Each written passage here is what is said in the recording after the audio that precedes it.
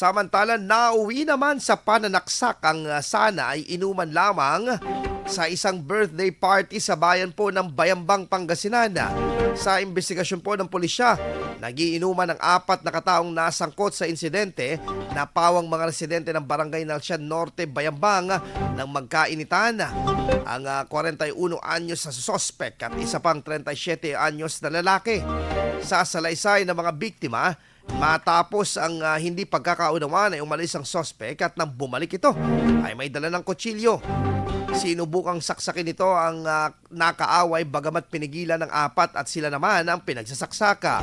Dinala sa malapit na pagamutan ng mga biktima habang nasa kustudiyan na rin ng pulisya ang nasabing suspect. Na-recover naman ang ginamit na pananaksak sa nasa sukat na 7 pulgada. IFM News. IFM News. IFM.